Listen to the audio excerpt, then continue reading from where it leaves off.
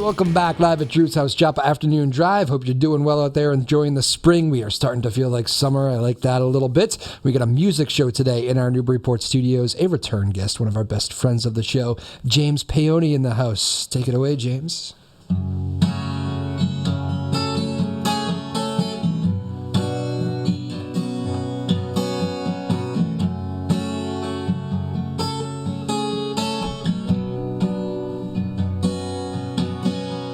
Spewed from your mouth those last few words of speculation.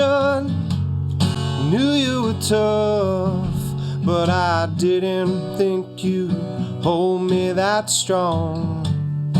Everyone told me, get out while you can.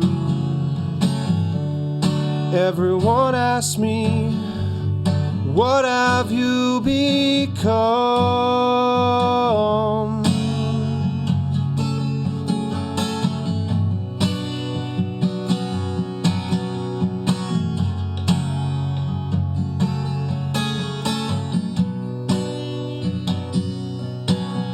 Pacing acres of ocean, the smell of sunlight, slept as you be. Now I can see it. People sometimes walk all over me. Nobody asked you to step out of the line. Nobody told you it's alright to lose control. When everything reaches the top, there ain't room enough for us both. Been living a life you cropped, darling. We must still return to our own.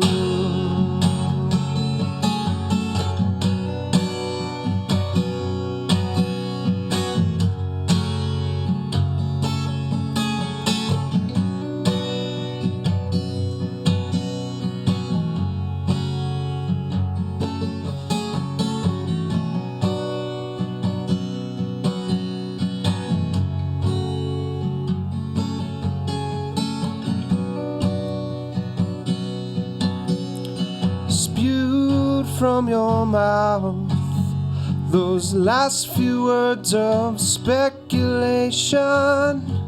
Knew you were tough, didn't think you'd hold me that strong. Everyone told me, get out while you can. Everyone asked me, what have you become? When everything reaches the top, there ain't room enough for us both. Been living a life you cropped, darling. We must still return to our own.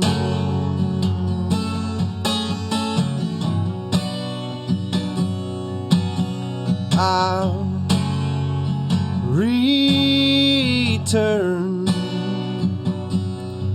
to my own.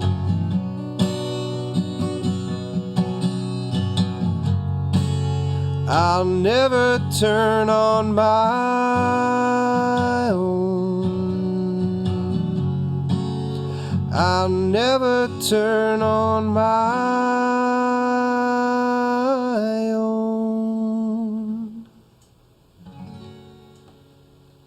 Woo! James Paone, welcome back. Hey, thank you. How very you doing, much. man? That was beautiful. Yeah. Nicely done. Thanks. I have not heard you play that one on here. Is that a new song? Is that an old song? That is a super, super old song. Super old song, okay. That I have brought back. It's a tough one. It's an emotional one, but yeah, it felt appropriate. I played it the other night when I was playing in Amesbury, and I said, well, you know what? Nice. I'm going to bring that one back. Yeah. How do you remember when you wrote that? I wrote that when I was 19 years old. Wow. First time I really got my my heart ripped out and stomped on and Okay. put through the grinder. Now I'm wondering, wait, what makes that the right time for you to be depressed? Well, good to see you too, James. No, all good in my life. No, I think it was just maybe even just the music I've been listening to. Healing and processing. Dark songs are so much fun, aren't they? They are. They're cathartic. Beautiful. The strumming's nice too. I like the whole pattern there. It's very, very nice. Thanks, man. Well done. Very impressed. How are things, man? Good. Very good. Good. Busy. Yeah, James, of course, a songwriter and plays out himself. He's also over there at the Portsmouth Music Hall, kind of running the show over there. What's your full title over there these days? I am the programming manager. Programming manager. Very fancy. So yes, for folks that aren't in the business, when they look at me and they tilt their head to their side, they're like, "So programming, like you computers?" I'm like, "No, I book the shows." And do a whole lot of other stuff. Deal with artists and all that. It's you guys have been busy over there. I was looking at your schedule. Because now you have the music hall, which you've always had. Yes. But you have the music hall lounge across the street, which I am very familiar with. I've seen a lot of guys that come through this show have ended up playing there, and you're nice enough to every time I go in there, I have a great time, and you guys are all so good over there to us. But every time we go in there, we just have the greatest night. It's like the coolest listening room in the world. It is a really cool space, yeah. Every seat sounds amazing, by the way. Yeah. I know that you take a lot of pride in that. Yes. Yep. Great view from every seat, and they really dialed it in. You know what else too? Like usually, I tend not to complain anywhere I go, but it's just not a smart thing to do. It's not a good thing to be around when somebody's complaining. But one thing I've noticed is musicians, like they all rave about the place, and I'm not just saying that. I know plenty of musicians who are tough and notoriously tough on sound, and when they get in there, it's just like they care here, and it's just a cool thing. Yeah, we had David Wilcox in March or April of this past year, and he is he's known for being very, very particular about his sound. He'll come in and he'll do his sound check, and he'll say to the audio guy, like, I think like 350, 400, you may need to pull out of that line a little bit. But he came in and had very little feedback, which means, all right, I guess we're doing the right thing in here. Yeah, it's kind of, I measure my barometer on people like Wilcox, pros like that. Gotcha. Like, no, you guys got it. I trust you. Musicians take care of musicians, right? Yes, exactly. They know what it's like when it's bad, right? Yep. I heard a story of a guy in a pretty big act, so I won't say the name, but a guy in Beverly who actually stopped and scolded the lighting guy the other night. Oh, wow. Yeah. Never good when the lights aren't right up to your. But yeah, do you have the same? I don't think you have the same sound guy every night, do you? For those shows, for the lounge, we try to. Do you? Because he designed the room, and he. What's his name? You can name him. Ian Martin. Ian Martin. Okay, yes, he's our assistant technical director and our audio specialist. Because I think almost every show I've seen at the lounge, he has gotten a shout out from the musician, from the band leader. Somebody from the band has shouted him out, and I'm always like, so he's very, very appreciated. It's a cool thing to have. And I don't think it's that other places don't care about the sound. No. It's just certain rooms are tough. Maybe, let's face it, staff shortages are tough too. Some of these places I know are having a hard time getting people that are just experienced and in control of the sound. No, we're very lucky, I think, to have an Ian on our team full time. Yes. To oversee that. There you go, Ian. You're welcome. We've given you a whole beginning of the show to Ian. Nicely done. But how excited are you? I know you got a bunch of stuff going on. What else is on the agenda coming up here for the end of spring into summer? I know it's a busy time. Probably the show I am most excited for is coming up on May 20th. Okay. And it is the band called Neighbor. People Boston love Neighbor. Jam band. They have a super, super dedicated following, and I booked. They were my first show that I ever booked at the music hall when I took that job 2 years ago in May. I think it was like May 25th of 2021 that they first came and played the music hall. It was like socially distanced. We only had like 250 seats to sell, and we sold them like that. Wow. And now they're coming back the night after their album release party in Boston, and they're playing up here for like an encore show. Gotcha. Obviously, you're a big fan, too. You went after them right away, huh? Yep. Huge fan, and they're also just incredible guys. Sweethearts. From, I think, two of them are from Andover, a couple of them, greater Boston area, so it's nice to have that local. You're one of those guys I find you pretty much only tell me about the good experiences you have with musicians. I have to specifically ask, and if I get it right, you'll give me something. But what was the story? You had a great one on, who was it that wrote the song about the music hall? great. Oh, the Indigo Girls. Indigo Girls, yeah. Can you tell that story again real quickly? Yeah, absolutely. So the Indigo Girls have played the music hall half dozen times probably. But when they came in, I want to say early 2000s, maybe even late 90s, when they were kind of like peak Indigo Girls, all the hits. They came in and we gave them a historic tour up into the annals of the music hall, and they checked out how we built it, and it was built by shipbuilders. It's a port city, and turn of the century is when it was built. And so there's a lot of incredible architecture up there, and great stories of the shipbuilders that moonlighted by building the music hall. And so the song is Moonlighters Serenade. That's Moonlighters Serenade. I know it's got Moonlighters in it. I'll look it up as you go. That's a great story. They must have been into the tour too, because I can imagine not. I think probably every venue maybe offers a tour of the place, and I bet a lot of musicians are just like, you know what, just leave me alone. I'm working. Exactly. Yeah. I'm here, and then I'm in the next city the next night. So leave me alone. I'm sleeping or I'm catching up. But no, it's really cool to have that connection with some of these artists. Indigo Girls are one of them. Brandy Carlisle is another that we have a nice, close relationship with. Is it Mariner Moonlighting? Mariner Moonlighting. Mariner Moonlighting. There you go. That's it. That's so that the makes one. Sense, right? Mariners. There you go. Shipbuilders. I'm putting it on my playlist. Fishermen. Yeah, it's a great song. So that's that story, and it is about how the music hall was built. It's a good one. I mean, it's a fictionalized story, but it's inspired by. Yes, exactly. Excellent.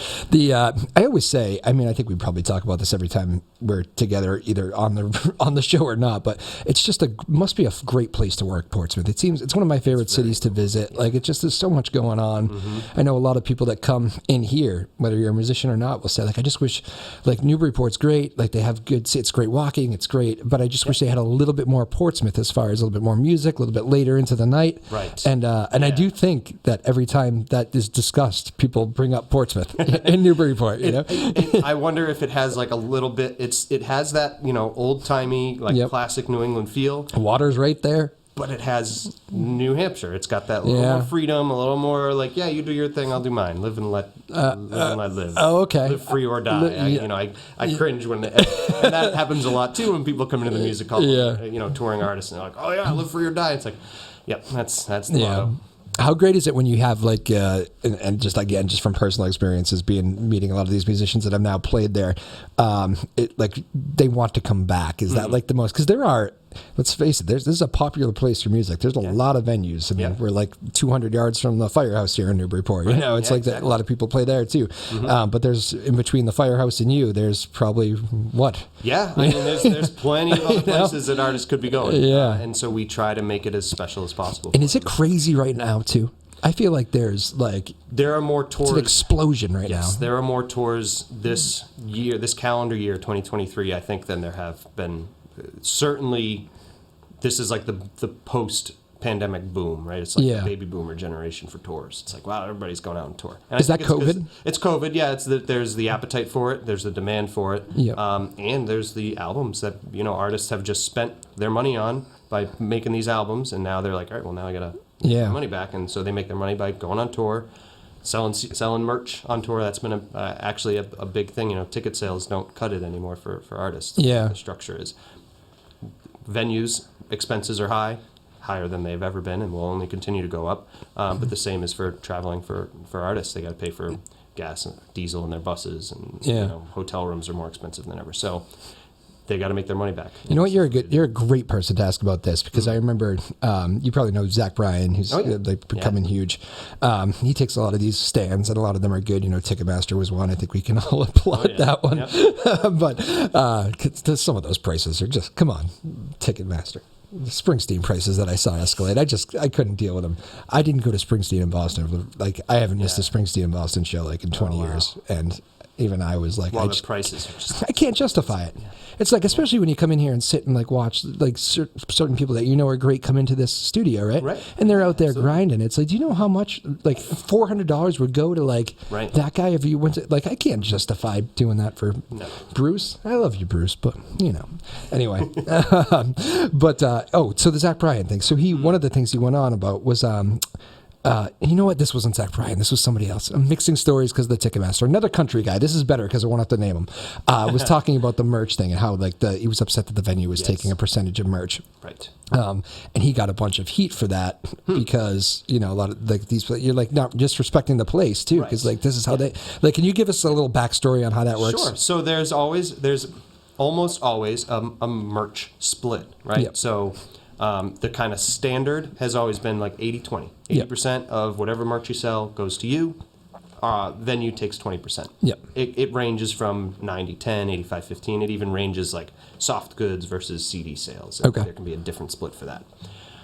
What the venue does with that cut is basically pay the person, if the venue is selling, right? So we would have to hire a person to sell the merch. Yep.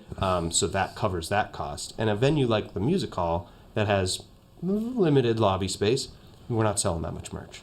Yep. Hundreds of dollars total gets sold, and so then 20% of that, $50 ish would go to cover those expenses. We always try to stay ahead of the curve. So if there are artists that say like, "Hey, can we negotiate on that merch deal?" Almost always we're going to say, "Yeah, of course." Especially if the artist is selling it, they're bringing their own person in. Yeah, we don't need to take a cut. Family member a lot of times. Exactly. Yeah, we don't need to take a cut of that. You guys handle it A to Z.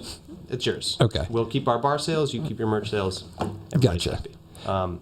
So it really is just a cost covering thing for an independent venue. I can't speak for what the Garden is doing for their merch cuts. Gotcha. I'm sure it is. It's a different story. It's hundreds of dollars versus probably tens of thousands of dollars in sales. Yeah. All right. So maybe a little less dramatic, but I think the point. This guy's point was like, I sell it myself and I want to take it all myself. Why does the place deserve a cut? But and then you think about it though, and I remember reading all the comments about the reasoning why the club or whatever it was would do this. It makes so much sense. It's like you've taken up a corner. We used to have a vending machine there, like we used to have beer sales there. We're not doing that. Right. It's like we're putting people right in front of you that are like exactly. Yeah, you're getting an undivided. You're getting that attention. Yeah. It's like charging a food truck for the spot that it's got to take up on the street. Well, hey, that could be used for something else. It's opportunity cost. Right? Well That's said. Kind of where it all comes. It's a good comparison. Yeah, I liked that. That was a world I was unfamiliar with, the merch thing. But and you're right. Merch is so big. All these guys are trying to. Guys and women. And sometimes the merch can be a huge deal. When Trey came and played a show at the music hall. Trey Anastasio. Yeah, he did a solo show in 2017, 2018. Yeah. Huge merch night. Yeah, I bet. Of course. And so you make sure that it's artist friendly. Did you guys do it? You sell his stuff? Honestly, it was like 2 weeks before I started there, and at the time I had started in front of house, so that was my purview. I can't remember. You can't remember, if they did.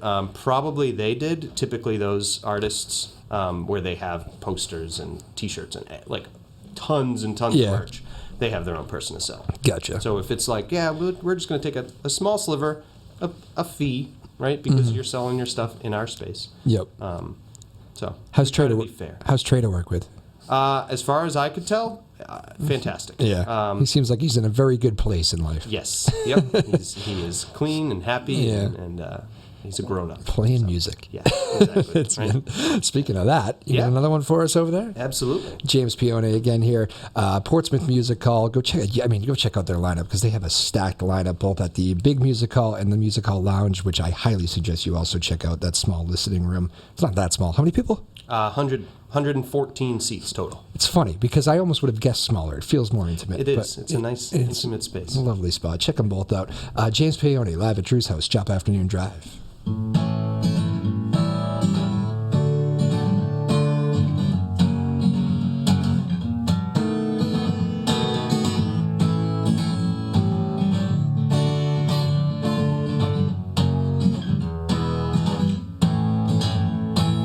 Bringing it back around, the idea of feeling found.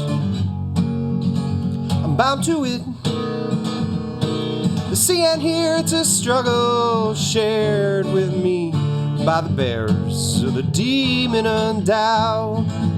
Do I dare stare it face to face? What the hell? Let my grace wear thin. My will is strong and I know that I can fall back into my home if I fail.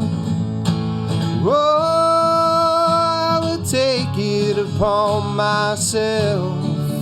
I may wake up among them shells. Won't need one, I won't be one.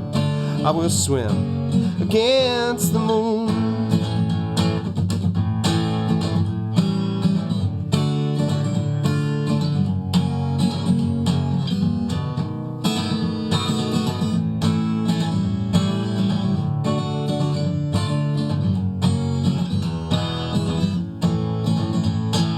Bringing it back around, the idea of feeling lost. Well, it could save me from losing my way. I can move and stay simultaneously.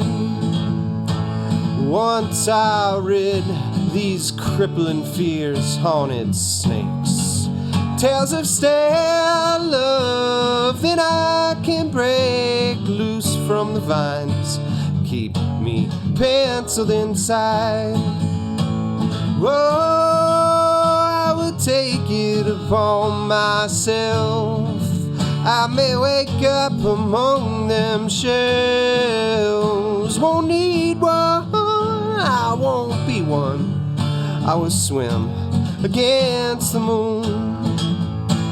Brick by brick, I'll build it till I'm tall as I need to see all the way down, to see it open up to a life worth leading.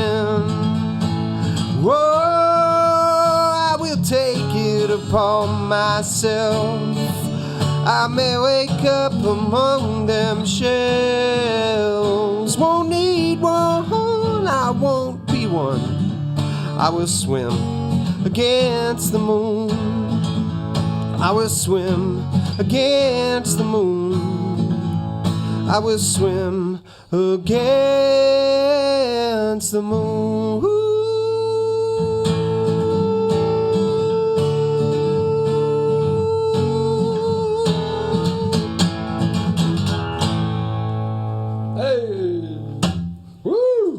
James Paone, live at Drew's House Joppa Afternoon Drive. A little music show for us today. Sounding good in here, man. Liking the room, feeling the room again? Yeah, feels good. And we, going to make sure it stayed the same since last time you were here. I can't remember. What was the last time you were here? Do you remember? Oh. Did you look it up? Some people look it up. It was... Oh, you know what it was? Elf. It was pre-Elf. Ah, pre-Christmas. Pre-Christmas. Yeah. Yes. So I know I don't even go by holidays anymore. I go by shows at the music hall. Actually, honest question, right? Because I know how big of a production like those things are. Are you already like in that mode of like planning that? We just announced it. Last week, went on sale today, yesterday. All right, what are the details? Thinking in the future right there, right? Details are Sound of Music. Okay. Is the show that we are doing this holiday season, 2023. 3 weeks, 24 shows, starting on November 29th. Ah, Christmas on the mind. That's right. In May. In May. Yep. Oh, man. But I think Sound of Music will be an excellent title to bring in families, theater lovers and musical lovers, and folks that just want that good time classic. For me, it brings up a lot of my childhood and remembering watching Sound of Music for the first time, and then my dad, big musical guy. Just keeping that alive. Yeah. The hills are alive.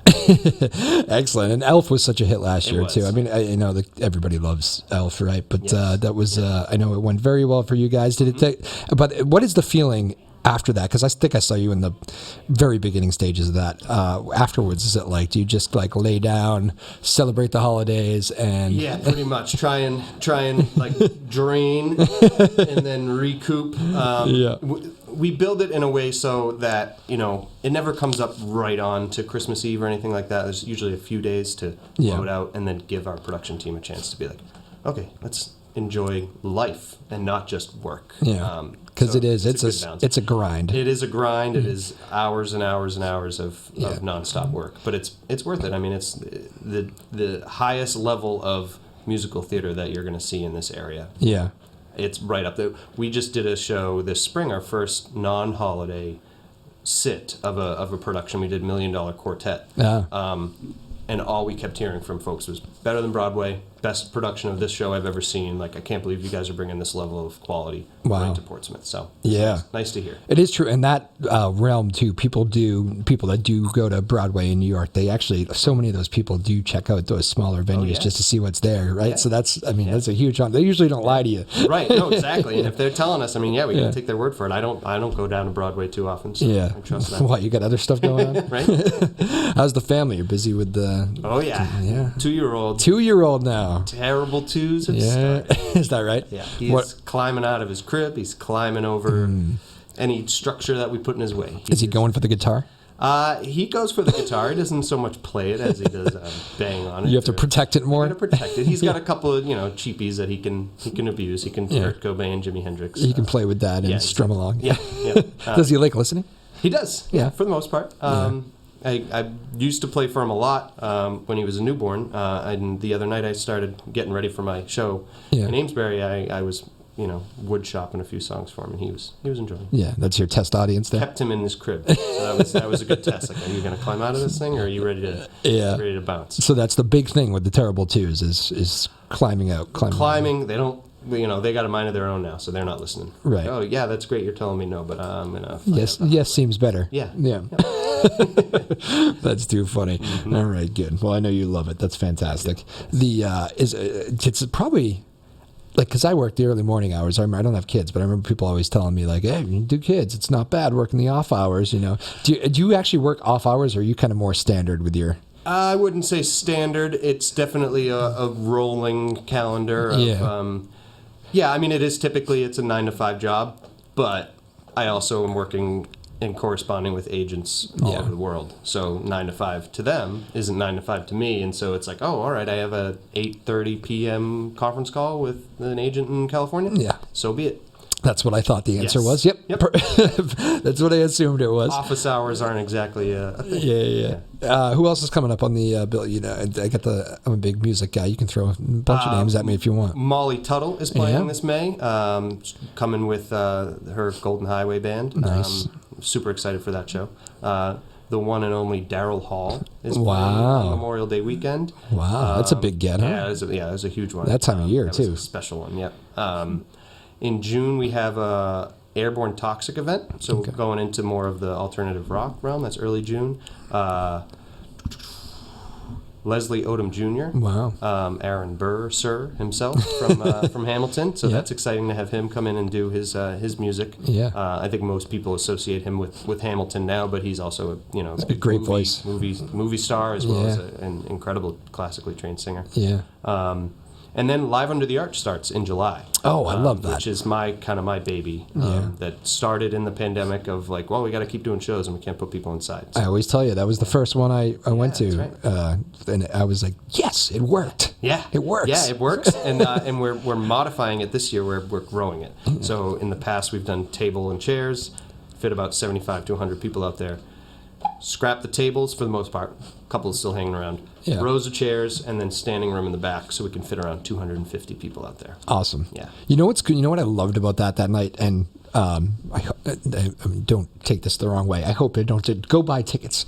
But I love that it's like, so the Under the Arch is like kind of it's like a cross path to get through the streets, right? So you get like a lot of outside traffic walking by. Yeah. And I love, like, people naturally, they hear music they like that didn't know what was going on, will naturally stop and go, oh wow, this is so cool. Yeah. And they stayed there, and I was watching it, and I was like, this is such a great environment. Like, this is what music is all about. You don't know somebody, you stop in your tracks, and I just loved that, like, it was cool, nobody moved them, and get out of the way, you don't have a ticket. Like, I just loved the relaxed vibe of it, Yeah. Well, because there's enough of if someone's going to stand and lean against the building and watch an hour and a half show, good for you. Yeah. If they're going to pass by and they're going to take in a song or two, fine. Yeah. If they like it enough and they decide, I'm going to go in, because, hey, we also serve beer and liquor and wine in the venue. Can't get it if you're leaning against the building. Yes. You come into the venue, you can actually... Those tables are much better. Yes, exactly. Better view, better sound, but I just think that kind of... like mentality though of just like that relaxed vibe or whatever it is. One, it's very Portsmouth, and two, it's very like I would probably go back there just because of that. Yes, it's community centric, right? They're focused on bringing music, bringing people together. Yeah, and it's a busy foot traffic way. Like we're not gonna We're not Yeah. going to completely block off the street from people coming through. Right. Well, I was glad that worked for you in the pandemic. I'm glad you guys are keeping it going because it is just a cool thing. When I talk about those cool, those hot but awesome summer fun nights in Portsmouth, like that's a big part of it is those outdoor music shows. So congrats on that. Who did I see? I think one of the first ones you did was, I know he's a friend of our show. Who was it? And you know what? I think it was Ryan Montbleu. Yeah. Yeah. And he may or may not be going on this summer. We'll see. Depending possible on when this show is on the air.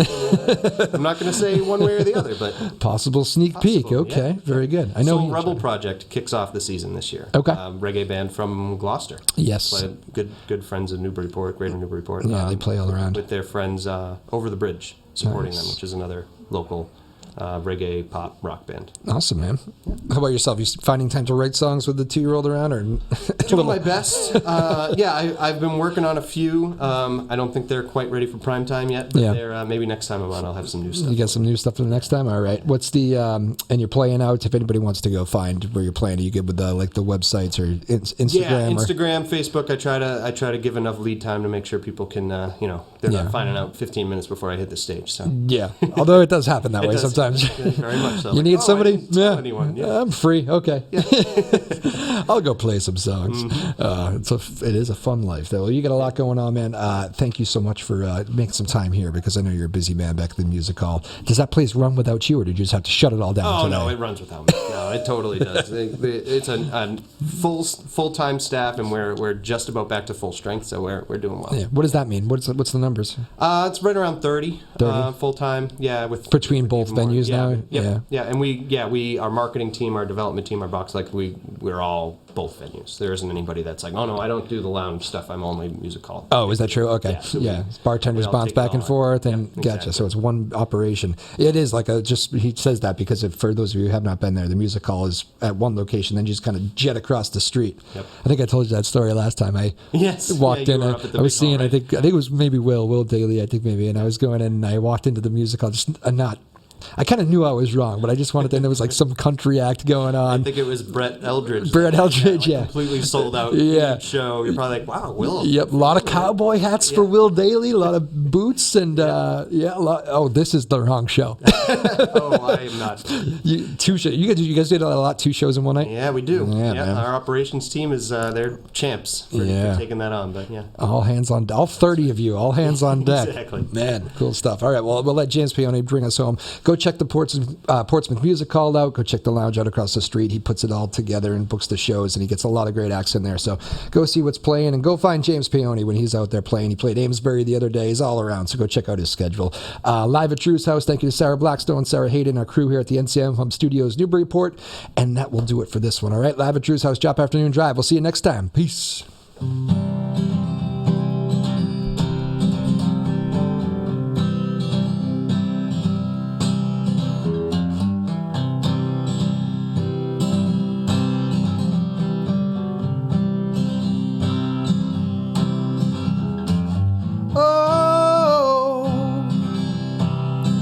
I wanna sing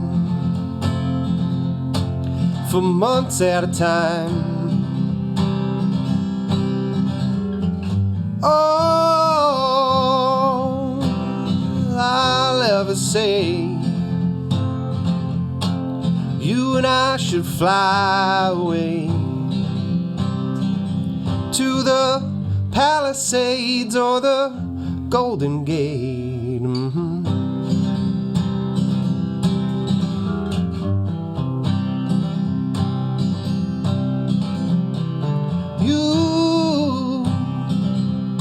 You saved my soul.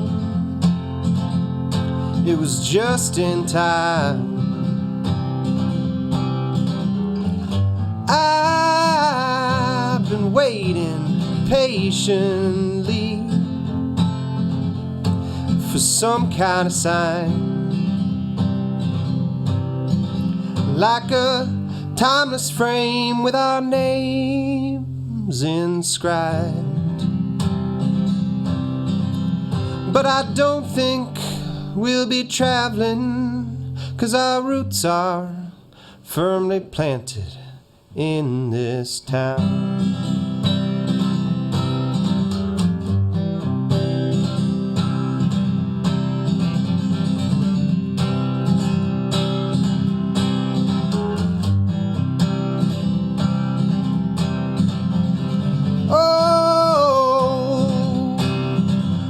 wanna sing